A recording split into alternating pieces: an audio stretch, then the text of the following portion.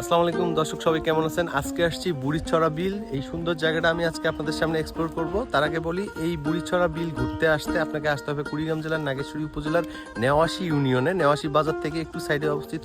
সুন্দর এই জায়গাটা দেখার জন্য কিছুক্ষণ আমার সাথে থাকুন। So let's go. দর্শক সবাই কেমন আছেন? আশা করি ভালো। আমিও আছি আলহামদুলিল্লাহ। কিন্তু প্রচন্ড গরম এখন, কিন্তু চলছে গ্রীষ্মকাল।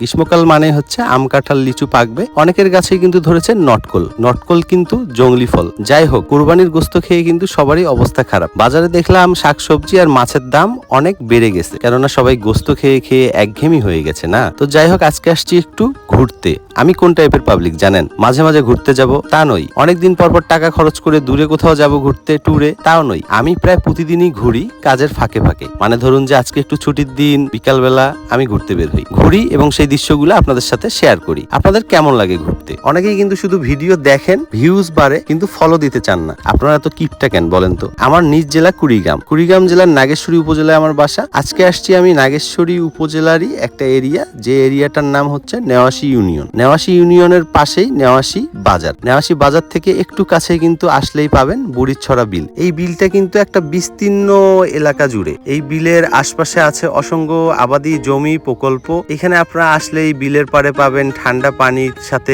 ঘষা লেগে আসা বাতাস, সুন্দর প্রশান্তি। পুরা এলাকাটার এই চক্রাকার রাস্তা, কৃষি জমির পাশাপাশি এই যে ফুল দেখতে পারবেন, শাপলা ফুল, কচুরিপানা ফুল। এটা কিন্তু একটা মাছের প্রকল্প।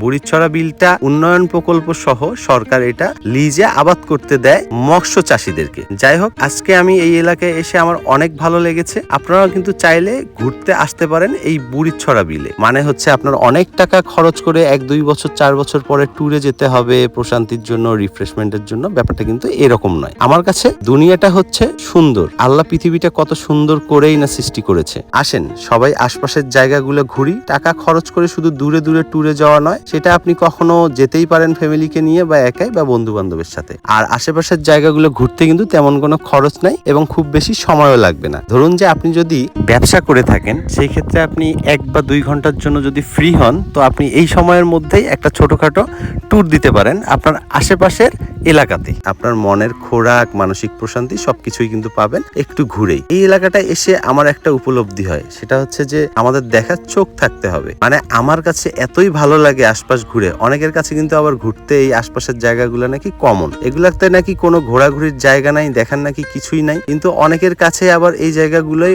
অনেক আকর্ষণীয়, যারা আসে কিন্তু এখানে ঘুরতে। দর্শক একবার ভাবুন তো, আপনি প্রচন্ড গরমে হাপুস তুপুস করছেন, বাসায় লোডশেডিং চলছে, আপনি চলে আসলেন এই বুড়িছড়া বিলের এই ব্রিজ পারে, অথবা এই বিলের ধারে একটা গাছের ছায়ার নিচে বসে আপনি শান্তি করে বড় বড় নিঃশ্বাস নিচ্ছেন, প্রশান্তি পাচ্ছেন। বাতাসগুলো যেন আসছে এই স্বচ্ছ ঠান্ডা পানির গা ছুঁয়ে।